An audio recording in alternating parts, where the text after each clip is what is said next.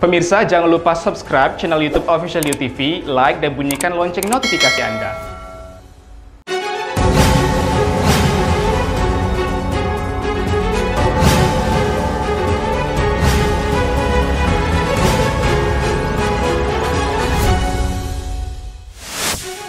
(16 orang meninggal dunia dan 20 orang dalam pencarian kecelakaan kapal pengangkut pekerja migran Indonesia di Kota Tinggi, Johor, Malaysia pada Rabu dini hari.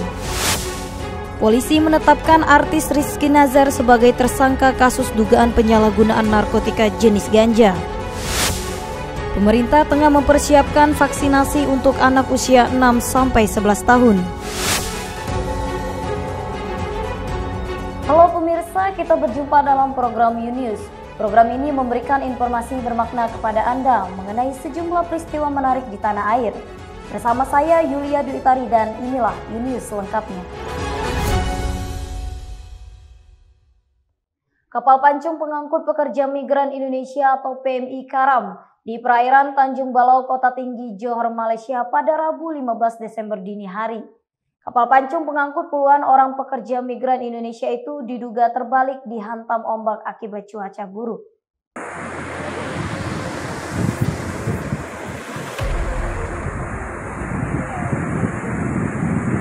Dan dia punya OCS itu.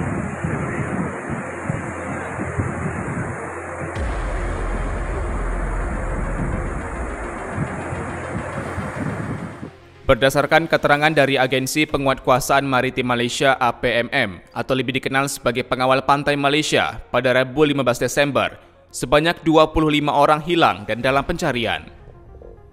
Kemudian 14 orang ditemukan selamat, sedangkan 11 orang ditemukan meninggal dunia. Berdasarkan data sementara pencarian hari kedua, petugas tempat kembali menemukan 5 orang dalam kondisi meninggal dunia. Sehingga total meninggal dunia sebanyak 16 orang. 22 orang selamat dan 22 orang dalam pencarian. Sementara itu, Badan Keamanan Laut Indonesia atau Bakamla RI turut memantau pencarian para korban. Dikutip dari ulasan.co, Kepala Bakamla RI Laksdia TNI Aan Kurnia memerintahkan kepada Puskodal Bakamla dan Direktur Operasi Laut Bakamla, Laksma Bakamla Suito, melaksanakan koordinasi dengan APMM guna mendapatkan perkembangan informasi lebih lanjut. Laksma Bakamla Suito membeberkan siap menggerakkan unsur kain belut laut 406 untuk membantu pelaksanaan evakuasi korban. Dikatakannya, sehubungan wilayah kejadian berada di Malaysia, perlu koordinasi lebih lanjut kepada pemerintah Malaysia apabila unsur Bakamla masuk perairan Malaysia. Saat ini Bakamla RI terus melakukan komunikasi secara intens kepada APMM. Dari Malaysia, tim UTV mengabarkan. Polres Metro Jakarta Selatan menetapkan artis sinetron Rizky Nazar sebagai tersangka kasus dugaan penyalahgunaan narkotika jenis ganja. Dengan dikawal 2 petugas kepolisian, Rizky Nazar, artis berusia 25 tahun tersebut dihadapkan kepada awak media saat jumpa pers di Polres Metro Jakarta Selatan pada Rabu 15 Desember sore. Kepala Bidang Hubungan Masyarakat Polda Metro Jaya, Kombes Pol Endra Zulpan mengatakan, dari hasil pemeriksaan penyidik, Rizky Nazar ditetapkan sebagai tersangka kasus dugaan penyalahgunaan narkoba golongan 1 jenis ganja. Saat dilakukan penangkapan pada tersangka, petugas menyita barang bukti narkotika jenis ganja sebanyak 2 paket. 1 paket ganja berisi 0,36 gram dan 1 paket lainnya berisi 0,61 gram. Endra Zulpan mengatakan, dari hasil pemeriksaan sementara, Rizky Nazar mengaku baru menggunakan ganja dengan alasan untuk membantu dirinya tidur karena memiliki penyakit insomnia. Penyidik telah menetapkan saudara Rizky Nazar atau RN umur 25 tahun sebagai tersangka. Yang bersangkutan diamankan pada tanggal 13 Desember 2021 kurang lebih pukul 20.30 di Jalan Munggang, Kecamatan Kramat Jati, Jakarta Timur. Kemudian pada saat itu diamankan barang bukti ada 2 bungkus. Yang pertama narkotika jenis ganja berisi 0,36 gram. Kemudian yang kedua narkotika jenis ganja dengan berat 0,61 gram. Yang bersangkutan menggunakan pengakuan dan pemeriksaan ini yang kita lakukan adalah untuk konsumsi sendiri. Adapun alasannya adalah untuk membuat ataupun membantu mudah untuk tidur ya, karena yang bersangkutan mengalami kesulitan untuk tidur, ya, dan ini ganja yang digunakan menurut pengakuannya membantunya untuk mudah tidur. Untuk mempertanggungjawabkan perbuatannya, Rizky Nazar akan dijerat dengan pasal 127 ayat 1 Undang-Undang Republik Indonesia Nomor 35 Tahun 2009 tentang narkotika dengan ancaman hukuman 4 tahun penjara. Dari Jakarta, Denny Hardimansyah, UTV mengabarkan. Sebanyak 24.831 anak pada usia 6-11 tahun yang ada di Kota Tanjung Pinang akan divaksinasi COVID-19. Dinas Kesehatan Pengendalian Penduduk dan Keluarga Berencana DKP 2 dan KB Kota Tanjung Pinang akan melaksanakan vaksinasi COVID-19 untuk anak usia 6-11 tahun. Kepala Dinas Kesehatan Pengendalian Penduduk dan Keluarga Berencana Kota Tanjung Pinang, Dr. Elviani Sandri mengatakan, pihaknya akan menargetkan sebanyak 24.831 anak akan divaksinasi. Jenis vaksin yang akan diberikan kepada anak usia 6-11 tahun tersebut adalah vaksin Sinovac. Kegiatan vaksinasi anak ini DKP 2 dan KB Kota Tanjung Pinang juga akan menggandeng Dinas Pendidikan Kota Tanjung Pinang. Pasalnya, lokasi pelaksanaan vaksinasi anak ini direncanakan di sejumlah sekolah. Kenapa di sekolah pilihan kita? Supaya mereka merasa tidak menjadi sesuatu hal yang berbeda, ya. Ketika mereka datang sekolah, tentu suasananya sudah hal yang terbiasa bagi mereka, dan sehingga ketika kita vaksinasi itu juga akan menciptakan suasana yang nyaman bagi mereka, bagi anak didik ini. Terkadang kan ada yang kalau seandainya harus ke fasilitas kesehatan, ada sesuatu hal yang kalau ke vaskes itu harus sakit atau berobat. Nah, ini kan itu yang kita upayakan supaya anak-anak ini tetap nyaman. Dari Tanjung Pinang, Kepulauan Riau, Andri Dwi Sasmito, UTV mengabarkan. Seorang pria di Tanjung Pinang diamankan polisi karena diduga menjadi pelaku kasus ruda paksa terhadap 10 orang anak di bawah umur. Satuan Reserse Kriminal Polres Tanjung Pinang mengamankan seorang pria berinisial H karena diduga menjadi pelaku kasus ruda paksa terhadap anak di bawah umur. KBO Satreskrim Polres Tanjung Pinang, Ibda Gayuh menyatakan, dari hasil penyelidikan sementara kasus ruda paksa ini, diduga ada 10 anak yang menjadi korban dari perbuatan pelaku, yakni 3 anak laki-laki dan 7 anak perempuan.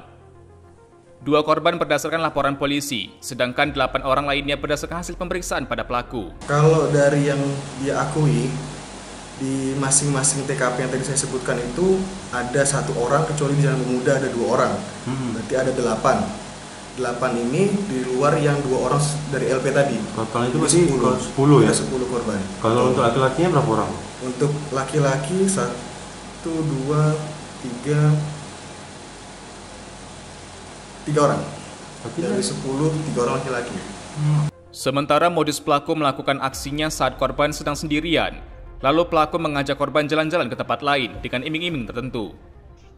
Saat jalan-jalan tersebut, kemudian pelaku diduga melakukan ruda paksa kepada korban dan pelaku meninggalkan korban begitu saja. Jadi dia tidak kenal sama korban, tapi ada anak-anak yang sekiranya ketika dia keliling-keliling wilayah tersebut lagi sendirian, nggak tanpa pengawasan, dia ajak keliling-keliling lagi.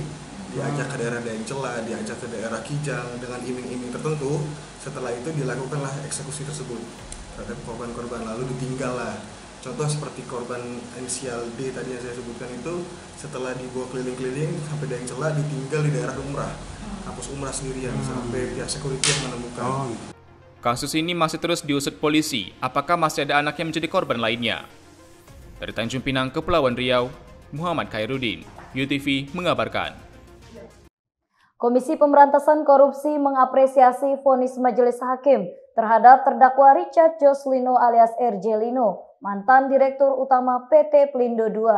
1. Menyatakan terdakwa Richard Joslino alias RJ Lino telah terbukti secara sah dan meyakinkan bersalah melakukan tindak pidana korupsi secara bersama-sama.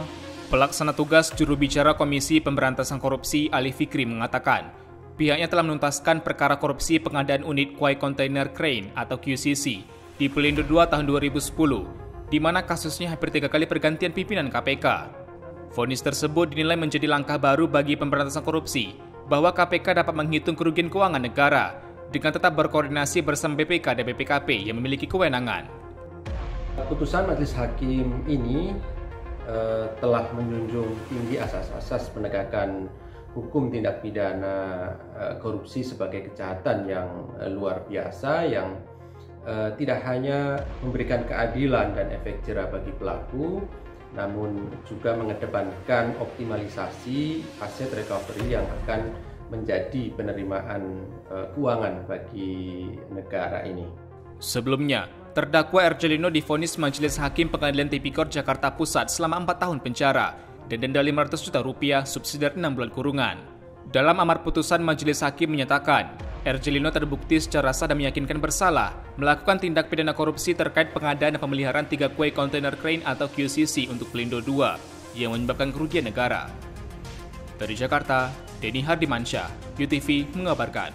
Bermain game sudah menjadi konsumsi semua kalangan saat ini. Di Tanjung Pinang, Kepulauan Riau, salah satu pengusaha muda membuat kafe khusus untuk bermain game, yang kemudian disebut Gaming Bar.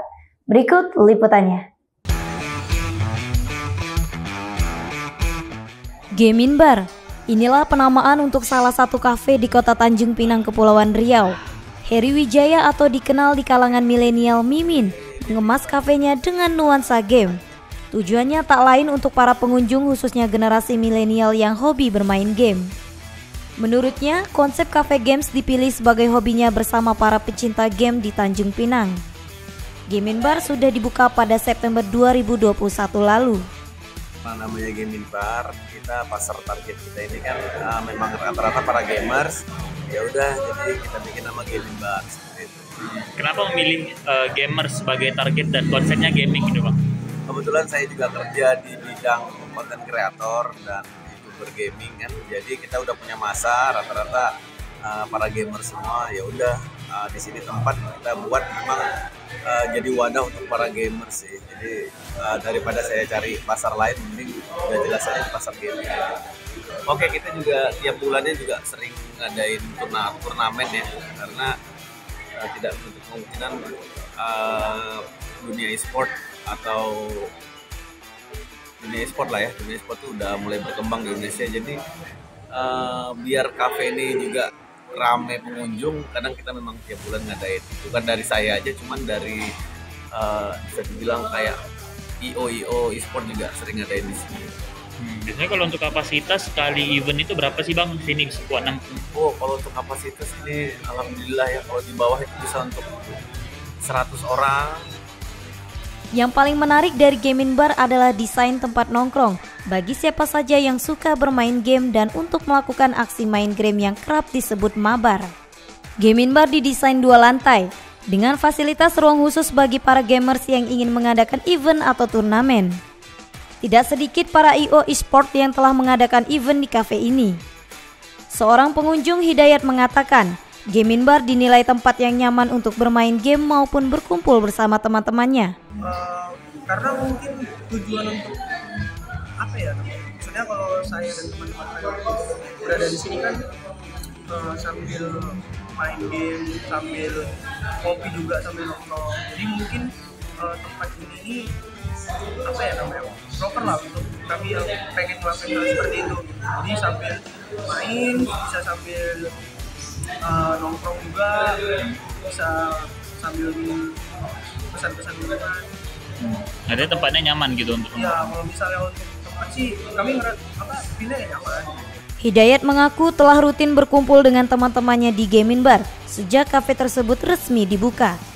Dari Tanjung Pinang, Kepulauan Riau, Muhammad Hoirudin, UTV mengabarkan.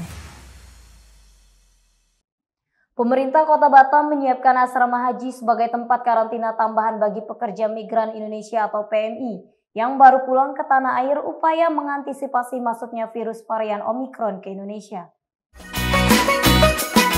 Pemerintah Kota Batam telah mempersiapkan asrama haji sebagai tempat karantina tambahan bagi pekerja migran Indonesia atau PMI yang baru pulang ke tanah air.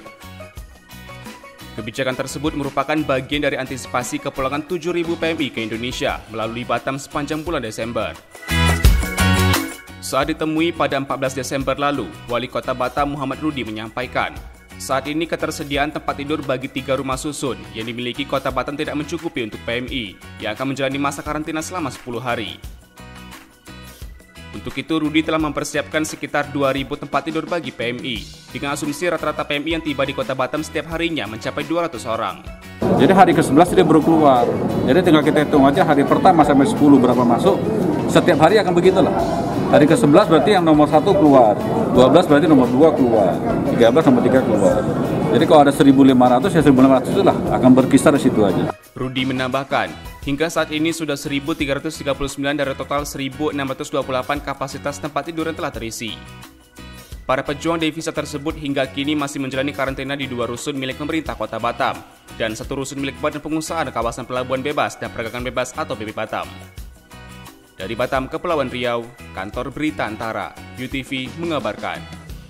Masyarakat peduli pembangunan Kabupaten Supiori Provinsi Papua kembali menyambangi gedung Komisi Pemberantasan Korupsi pada Rabu 15 Desember 2021 guna mempertanyakan perkembangan laporannya terkait dugaan korupsi bernilai miliaran rupiah. Terdapat 3 proyek mangkrak dan berpotensi korupsi yang dilaporkan. Antara lain proyek peningkatan Jalan Ababiabi Kunef 2,5 km Kabupaten Supiori dengan anggaran 7,2 miliar rupiah. Proyek pembangunan jalan menuju PLTU Wabudori Kabupaten Supiori dengan anggaran 3 miliar rupiah.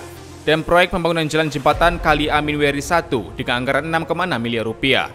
Jalan Ababiadi dan jalan PLTU Wabudori itu ada indikasi kuat terjadi tindak pidana korupsi karena pada akhirnya proyek itu mangkrak dengan dugaan kerugian negara itu hampir 10 miliar gitu.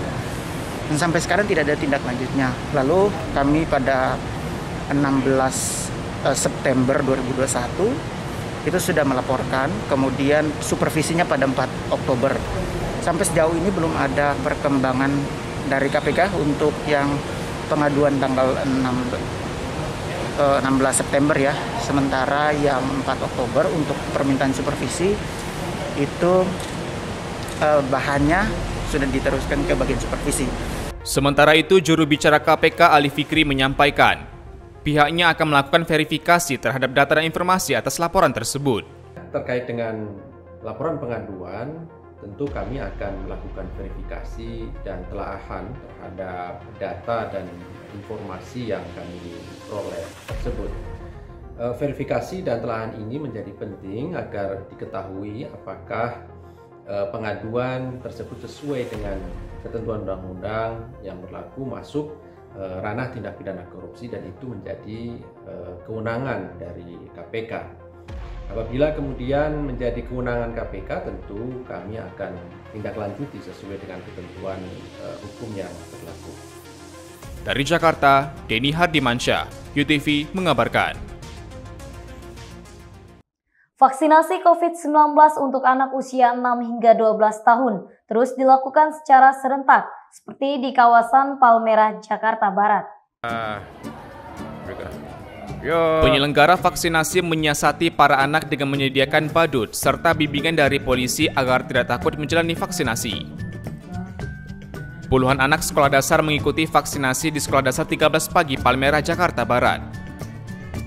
Dengan didampingi orang tua murid, anak-anak usia 6 hingga 12 tahun dites kesehatannya untuk menjalani vaksinasi menggunakan vaksin Sinovac. Untuk di SD 13 Palmerah ini, ditargetkan sebanyak 350 anak menjalani vaksinasi. Sementara di 8 kecamatan yang ada di wilayah Jakarta Barat, ditargetkan sebanyak 270.000 anak yang menjalani vaksin. 6 sampai 10 tahun, semuanya berjalan dengan lancar, setia sekali pada orang tuanya terutama karena suntik vaksin anak ini wajib didampingi orang tua, untuk keselamatan semua. Ya, semoga kegiatan hari ini berjalan lancar.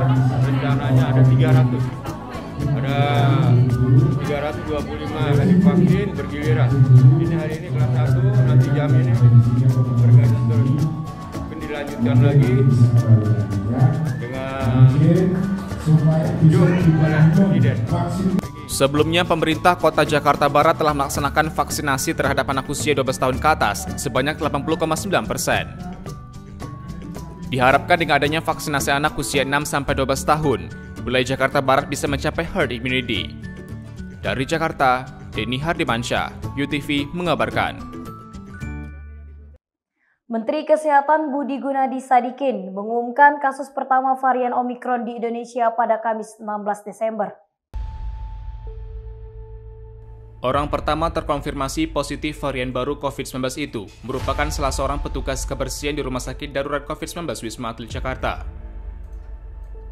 Meski terkonfirmasi varian baru COVID-19 Omikron, pasien tersebut tidak menunjukkan gejala dan saat ini melakukan karantina di Rumah Sakit Darurat COVID-19 Wisma Atlet. Kasus pertama itu terdeteksi pada 15 Desember malam setelah melakukan uji usap PCR pada 8 Desember lalu. Berdasarkan uji genom, Badan Penelitian dan Pengembangan Kesehatan mendeteksi 3 petugas kebersihan Wisma Atlet terkonfirmasi positif COVID-19. Tanggal 15 keluar hasil genome sequence-nya, dari 3 orang ini 1 adalah Omikron. Yang 2-nya bukan Omikron, dan yang 1 ini sudah kita double check ke GIS-8 dan memang terkonfirmasi Omikron.